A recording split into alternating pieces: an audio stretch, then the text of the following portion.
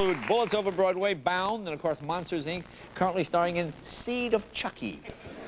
Kev, you've read all the Chucky novels. Oh, this is the best one. This is the best of all the Chucky. It opens Friday, November 12th. Please welcome the lovely Jennifer Tilly, ladies and gentlemen.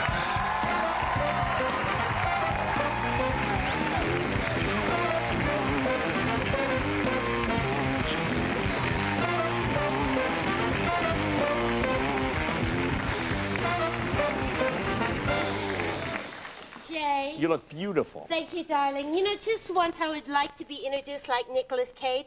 You gave him a lovely introduction. I didn't get a chance to see your movie. Nicolas Cage, world-class actor and newlywed. I would love to be introduced that way someday. And then he's like, Jennifer Tilly, Seed of Chucky. He comes back. Jay came backstage. I like to be on Jay Leno because the audiences are fabulous. Yeah. The lighting is good. But my favorite part is just before the show, Jay, the nicest guy in Hollywood, he comes in my dressing room and hangs out like a pervert, watches me get dressed. Because Jay feels very comfortable with me and I feel comfortable with him. What did I show you earlier before the show? You showed me something that went in your bra. Yes, these things that go in my bra. It's like, here's my bosoms. And he was like, ew.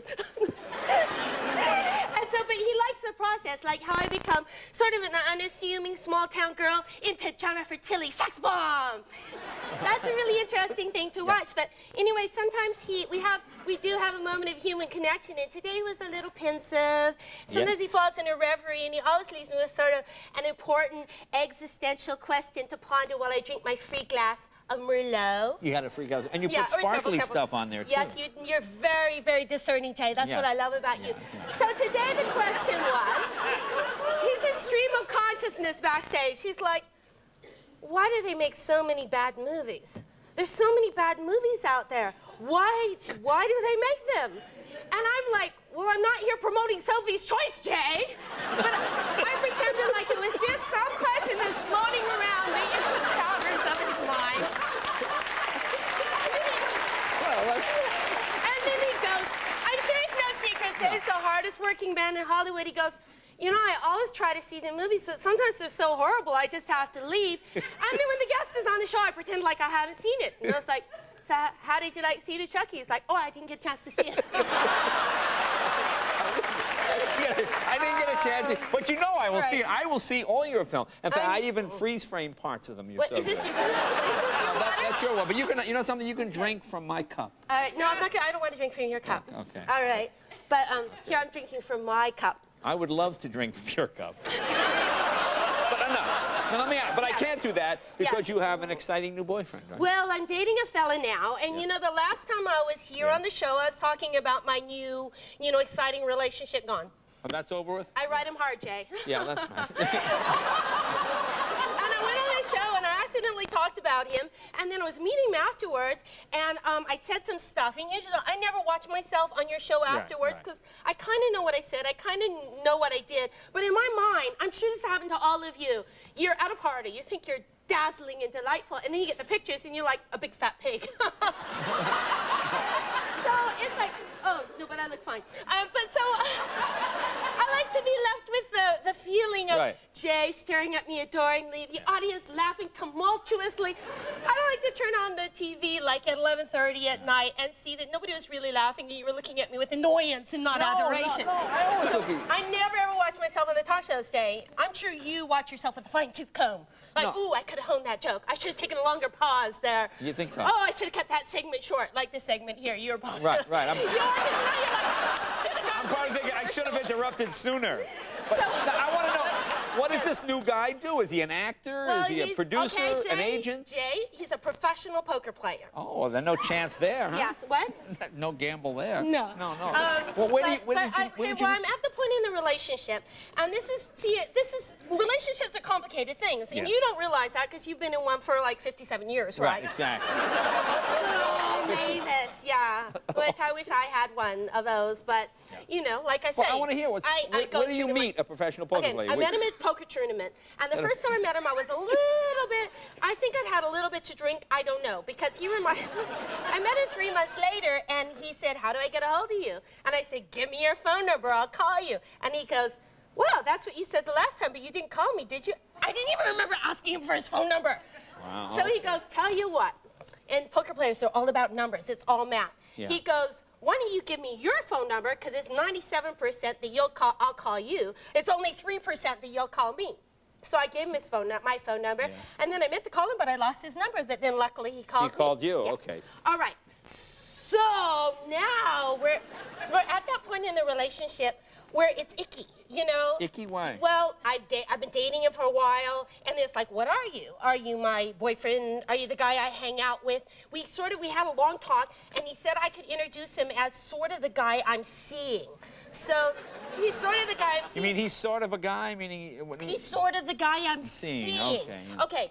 But this is the thing, is that we're at the point where you want to say, you know when you have sex with somebody and you want to say I love you, just because it seems like a good thing to say. You know, there's things you want to say, like pull my hair or take that off or I love you, and they're just organic things that you want to say. Wait, go back. I want to hear more about those things. Tell me about.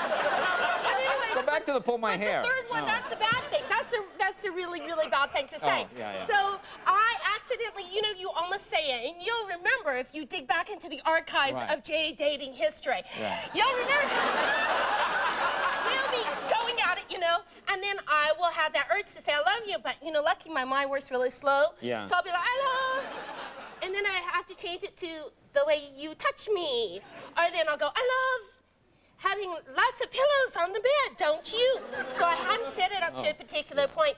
And then he was coming to see me in New York, and he's so anxious to see me, so I think he's into me, that he changed his reservation to come out a day earlier. Okay. And I was so excited. I was like, that's fantastic. I'll lay out the underwear. I love you. And I hung up. I was like, oh my God, I said I love you.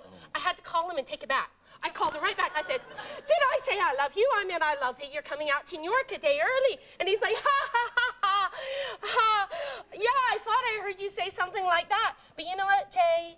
To take back I love you, it's kind of like taking back your virginity. You can't really say it. It's out there. It lies there like a dead fish. I was like at such a disadvantage for the next 3 days because I was trying to pretend like I didn't like him, and he's like, oh, she said she loves me. Jennifer? I love him like I love chocolate. Jennifer? I love him like I love the Uni J. Leno show. Jennifer, I don't love him. Would you? Yes, I can only talk about it because he's in Can we get some more Ritalin in her water, please? I want to know. Yes. I want to know about Chucky. I want to know about Chucky. People want to see Chucky. This is the most talked about film of the year. Jay, tell us about it. Okay, this is something I learned from my gambler boyfriend. I will give you $300 cold hard cash from my own pocket if you go see Seed of Chucky. $300, and you'll thank me for it later on. $300. Make it $400. That's a lot of money. You can buy carburetor for one of your old rattle-trap cars. Oh, hey.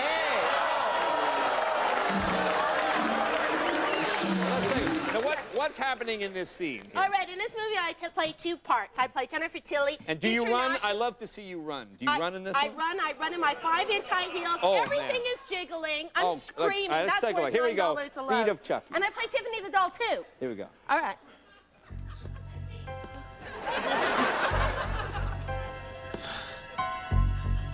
Pig. And you should be ashamed of yourself. Where's your self-respect? You know what my mother used to say about dirty girls? She said, you can always smell it on girls who sell it. By the way, Miss Tilly, can I have your autograph? I'm a big fan.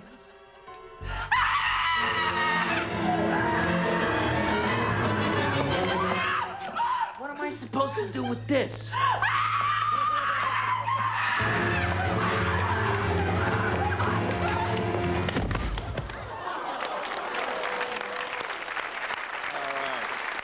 Seed of Chucky, ladies and gentlemen, opens November 12th. Seed of Chucky.